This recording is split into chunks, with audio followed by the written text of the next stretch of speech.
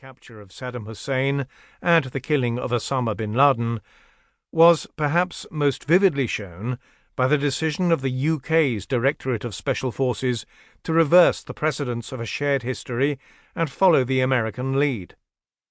In April 2005, it set up its own Human Intelligence and Signals Intelligence Special Forces units, the Special Reconnaissance Regiment and 18th UKSF Signal Regiment, in a fitting tribute to the activity's success.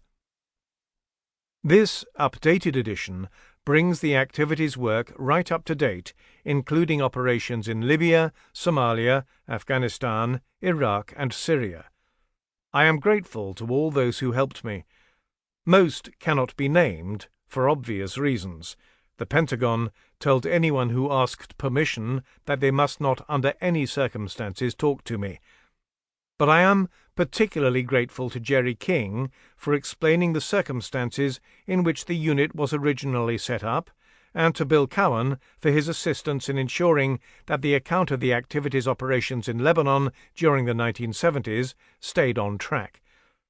Those others who helped me know who they are and know I am grateful.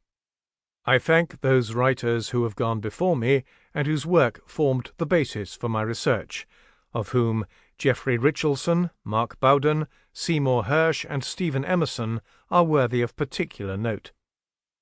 The work of Rowan Scarborough and Sean Naylor on the use of Special Operations Forces in the War on Terror was invaluable to the last 2 chapters of the book. I must also thank my editors Mark Resnick at St. Martin's Press and Ian Drury at Weidenfeld and Nicholson, my agent Scott Miller, his assistant Alison Schindler, my wife Hayley, and my family. Prologue. The first telephone conversation would have seemed pretty harmless stuff to the untrained ear. There was nothing to indicate its importance in the wider scheme of things. It was just 2 old friends having a chat, catching up on what was going on in their lives, a banal conversation of no importance to anyone else. There was no hint that it might lead to a US Navy SEAL putting 2 bullets into Osama bin Laden's head in a final payback for 9/11. It was Pakistan in July 2010. The intelligence experts from the activity, America's most secret special operations team, were tracking down an al-Qa'eda courier called Sheikh Abu Ahmed al-Kuwaiti.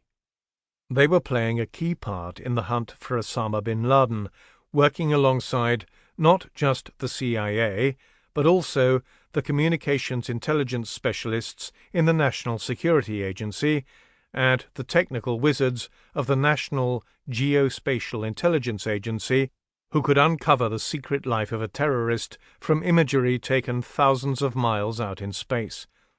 In the past, there were tensions among America's various intelligence agencies, with too little information shared. At the lowest point, the CIA deliberately withheld vital intelligence from the activity. But times had changed. Shortly after taking office, President Barack Obama ordered them to work together to concentrate on just one thing: tracking down bin Laden.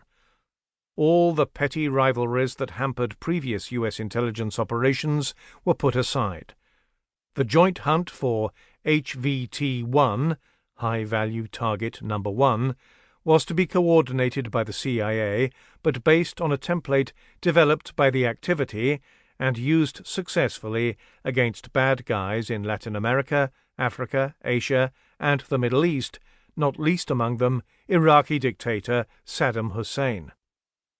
The plan was to track down all of bin Laden's key lieutenants, the core al-Qa'eda terrorists, or AQTs, by monitoring their phones, keeping them under physical surveillance, and building up an intelligence picture of al-Qaeda's leadership using contact analysis.